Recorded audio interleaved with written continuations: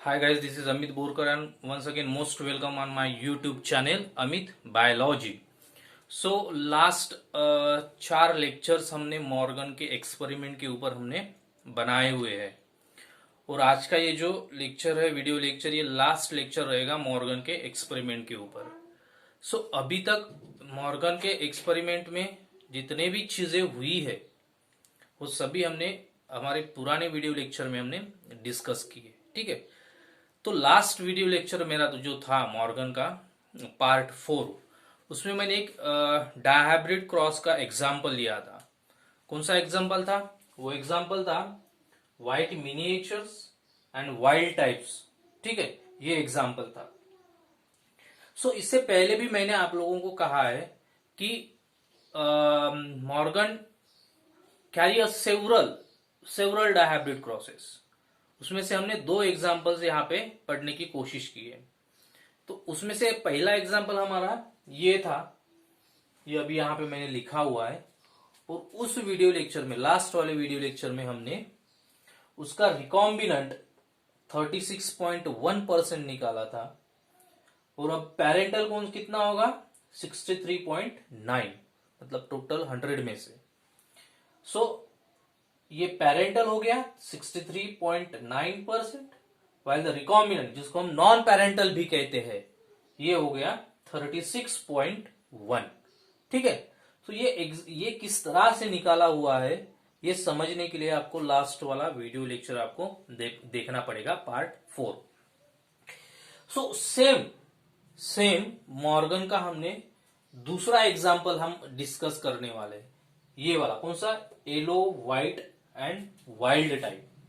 ठीक है, मतलब yellow body and white eye cross with the wild types which includes the brown body and red eye. तो इस तरह से ये भी डायहाइब्रिड क्रॉस है। अब मैंने यहां पे पूरा लिखा हुआ है, ये पेरेंट्स, ये F1 जनरेशन उसका, फिर ये F2 जनरेशन जो मेल बने हुए हैं और ये F2 जनरेशन जो फीमेल बने हुए हैं। तो ये भी एग्जाम्पल सेम इसी तरह से होगा जो मैंने लास्ट वीडियो लेक्चर में आपको डिस्कस किया है। ठीक है, तो अभी इसको मैं आप एक्सप्लेन नहीं कर रहा हूं, पर जो चीज मैं यहां पे बता रहा हूं आपको वो है कि जब इस तरह से येलो व्हाइट और वाइल्ड टाइप्स का जब क्रॉस हुआ, डायहाइब्रिड क्रॉस, तो उसमें जो रिकॉम्बिनेंट थे वो है 1.3%, जिसे हम नॉन पेरेंटल भी कहते हैं, और जो पेरेंटल टाइप है वो है 98.7% है। ठीक है, ये कैसे निकलेंगे? इसी तरह से निकलेंगे। इसके भी नंबर ऑफ इंडिविजुअल्स रहेंगे, रिकॉम्बिनेंट इंडिविजुअल्स रहेंगे, पेरेंटल इंडिविजुअल्स रहेंगे कुछ। फिर उसका हम एक पर्टिकुलर एक फॉर्मूला यूज किया था, percent of recombinant is equal to the number of recombinant individuals divided by total number of individuals into the 100। इस तरह से ये क्या था, एक फार्मूला था, उसी फार्मूला से ये निकले हुए। ठीक से, तो अब हमारे पास 2 एग्जाम्पल है डायहाइब्रिड क्रॉसेस के। जो मॉर्गन ने सेवरल क्रॉस किया था डायहाइब्रिड, उसमें से हम 2 ले रहे हैं। ठीक है, आपको आपके टेक्स्ट बुक में भी जो इंक्लूड किए गए हैं और आपको समझाने के लिए भी। तो इन डायहाइब्रिड क्रॉसेस से अभी मॉर्गन ने कुछ ऑब्जर्व किया, मॉर्गन ने कुछ स्टेटमेंट दिए, तो वही ऑब्जर्वेशन, वही स्टेटमेंट आज हम इस वीडियो लेक्चर में डिस्कस करने वाले हैं। ठीक है, तो सबसे पहले ऑब्जर्व हम लिखेंगे कि मॉर्गन ने क्या ऑब्जर्व किया। ठीक है, सो मैं यहां पे लिख रहा हूं, आप एक बार उसको अच्छे से देख लेना। So first observation of the Morgan that was, मैं यहां पे लिख लेता हूं, 2 जीन, ये कहां पे हो रहा है? डायहाइब्रिड क्रॉस में। ठीक है, did not segregate independently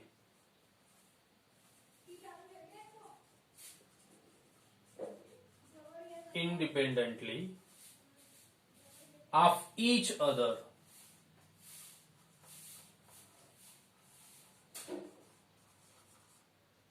and F2 ratio and F2 ratio divided very significantly, divided very significantly from the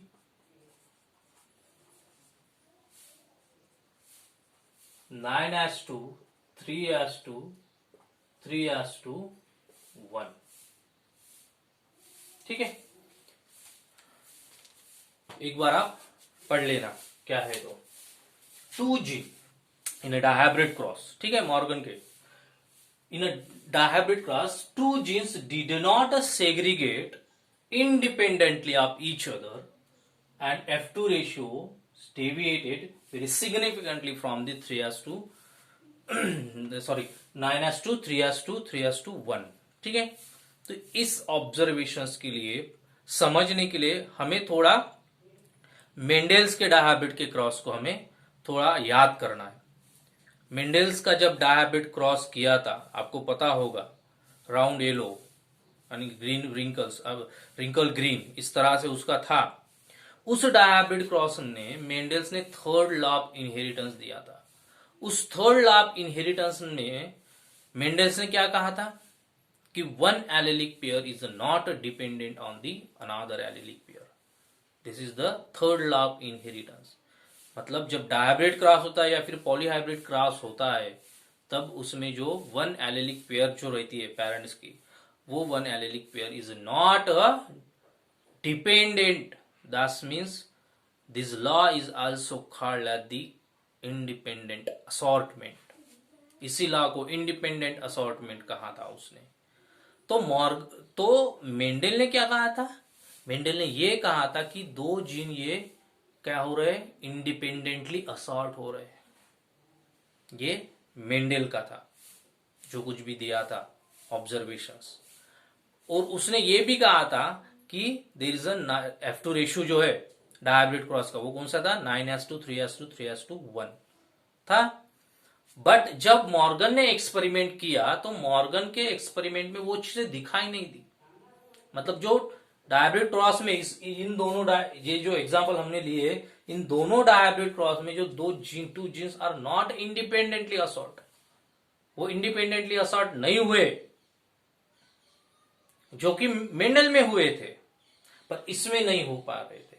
और जो कुछ भी रेशियो था, देखो two genes did not segregate independently. Mendel ने क्या बताया था, इंडिपेंडेंटली असॉर्टमेंट होता है. पर यहां पे ये जब मॉर्गन ने डायहाइब्रिड क्रॉस किया तो उसमें जो दो जीन थे, कौन से दो जीन अभी, ये WM या फिर YW, ये दो जीन थे वो इंडिपेंडेंटली असॉर्ट नहीं हो पाए ज्यादातर. अब जो कुछ भी हुए थोड़े बहुत वो किसके वजह से हुए हैं, रिकॉम्बिनेशंस के वजह से हुए. और जो कुछ भी 9 as to 3 as to 3 as to 1 ये रेशियो था F2 रेशियो, वो भी नहीं दिखा किसमें, मॉर्गन में, जो मेंडल में दिखा था. तो ये फर्स्ट ऑब्जर्वेशन था किसका, मॉर्गन का. तो ये जो WM, ये जो आपको दिख रहा है WM या फिर ये YW, ये जो जीन है वो इंडिपेंडेंटली असॉर्ट नहीं हुए. अब यहां पे आपको दिख रहा होगा थोड़ा बहुत इंडिपेंडेंट, मतलब यहां पे थोड़ा बहुत दिख रहा होगा, तो ये किसके वजह से है, ये रिकॉम्बिनेशन की वजह से. पर ज्यादातर अगर देखा जाए तो वो इंडिपेंडेंटली असॉर्ट नहीं हुए थे. तो ये ऑब्जर्वेशन है किसका, मॉर्गन का. ठीक है. अब दूसरा, उस ऑब्जर्वेशंस के द्वारा या उस ऑब्जर्वेशंस के थ्रू उसने कुछ स्टेटमेंट भी दिए. किसने, मॉर्गन में. तो उसका स्टेटमेंट क्या था, देखो उसका पहला स्टेटमेंट था, ये एक हो गया, उसका हम स्टेटमेंट लिखते, when the two genes in dihybrid cross, when two gene in dihybrid cross were situated on the same chromosome, were situated on same chromosome,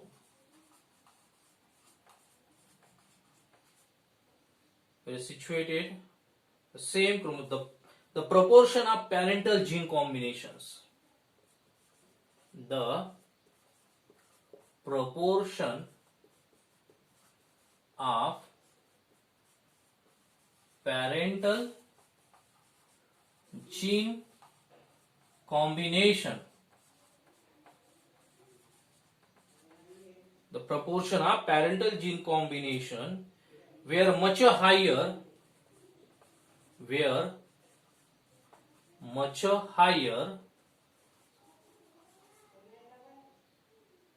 than non-parental,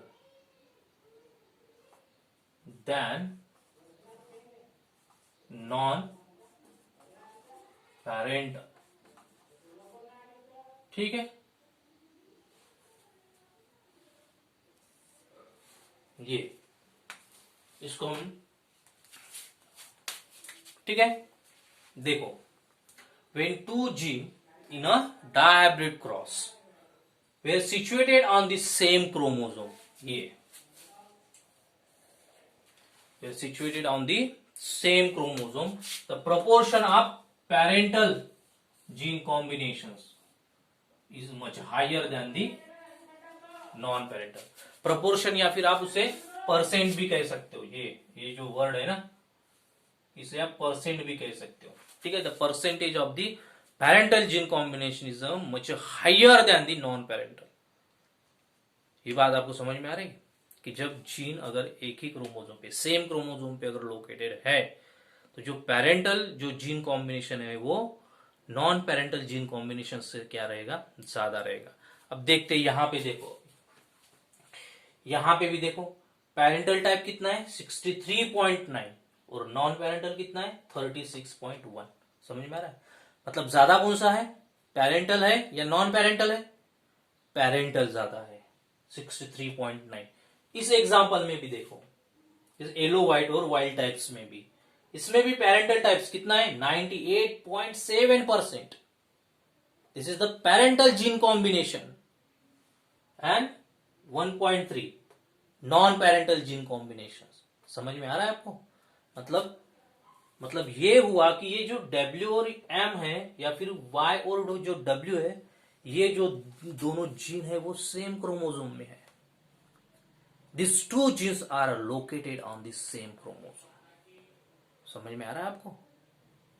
और मॉर्गन ने इसी के बेसिस पे यह स्टेटमेंट दिया कि when two gene in a dihybrid cross is situated on the or located on the same chromosome, then their parental percentage of, और इसे proportion भी कह सकते हो, proportion of a parental gene combination is much more higher than the non-parental one। यहाँ पे हमारे पास example पड़ेगा, हमने निकाला हुआ है, ठीक है। तो ये भी बात आपको समझनी। तो ये क्यों हो पा रहा है, ये ऐसा क्यों हो पा रहा है? तो मॉर्गन ने बताया it is due to the linkage. ये किसके वजह से है? लिंकेज के वजह से ये सब हो रहा है। मतलब पेरेंटल जीन कॉम्बिनेशन ये ज्यादा दिख रहा है और नॉन पेरेंटल कम दिख रहा है, ये ड्यू टू द लिंकेज। मतलब WM ये दोनों जीन लिंक है एक दूसरे के साथ, YW ये दोनों जीन एक दूसरे के साथ लिंक है, इसके वजह से ये सब दिख रहा है, ठीक है। और जो नॉन पेरेंटल जो आपको दिखेगा, वो नॉन पेरेंटल किसके वजह से दिखेगा? Because of the recombinations. देखो रिकॉम्बिनेट हमने पहले लिखा है, ये जो नॉन पेरेंटल है वो किसके वजह से है? रिकॉम्बिनेशन के वजह से, ठीक है। So I hope so you understand. अब नेक्स्ट वाला जो स्टेटमेंट उसने उसके बाद और बताया इस ऑब्जर्वेशंस के बाद, वो क्या है? दैट इज थर्ड वाला मैं यहां पे लिख रहा हूं, when two gene are grouped on same chromosome, when two gene are grouped on same chromosome, okay, some gene were very highly linked, some gene were very tightly link, कुछ gene जो होते वो टाइटली लिंक होते, and this because of this show the low recombination,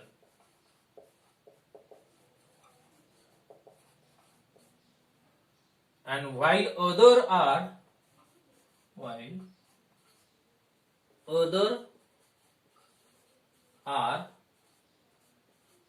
loosely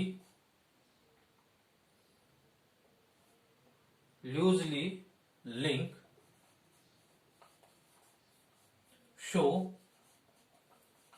high recombination. ठीक है,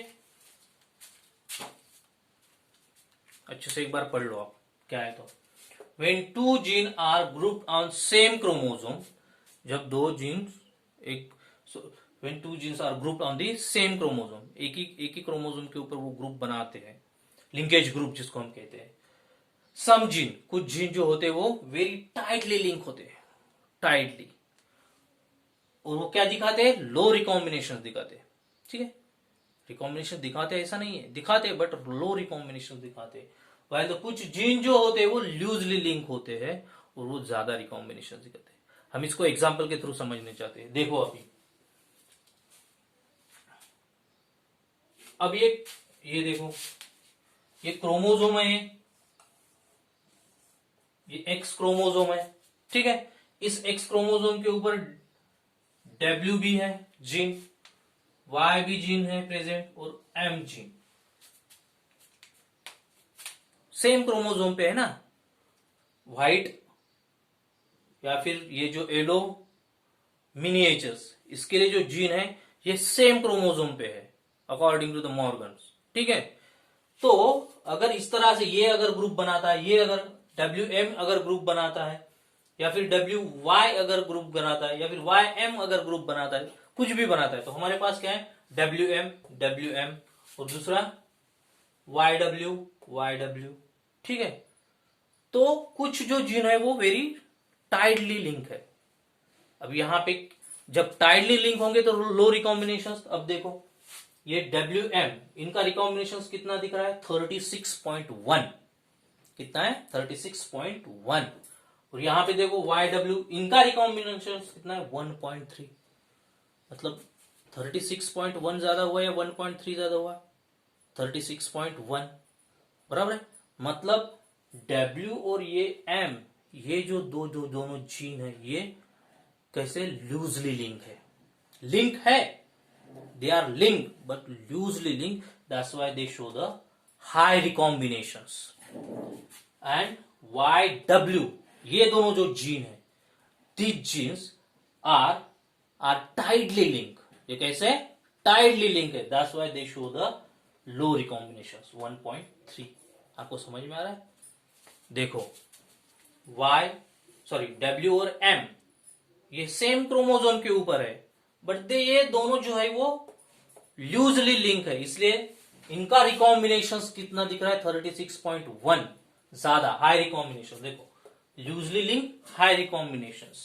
और Y और W, ये जो दोनों जीन है ये कैसे टाइटली लिंक है, very tightly link, that's why they show the low recombination. कितना रिकॉम्बिनेशन दिख रहा है यहाँ पे, 1.3 रिकॉम्बिनेशन, 1.3% रिकॉम्बिनेशन।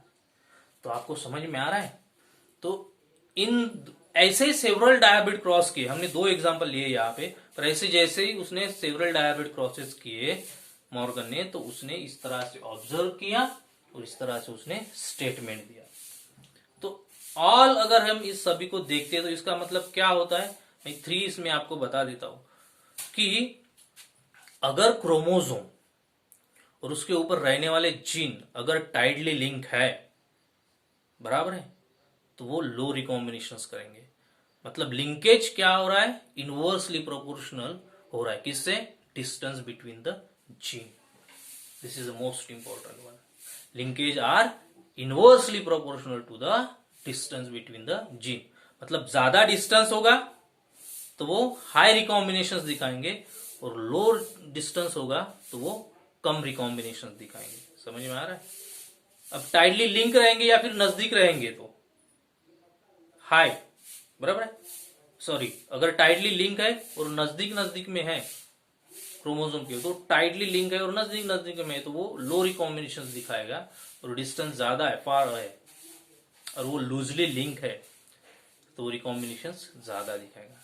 ठीक है, सो ये सभी मॉर्गन का एक्सपेरिमेंट था, और यहाँ पे एक एक्सपेरिमेंट खत्म हुआ है, और आई होप सो आप लोगों को मॉर्गन का एक्सपेरिमेंट समझ में आया होगा। Okay, so guys, thank you so much for watching and keep watching me. Okay.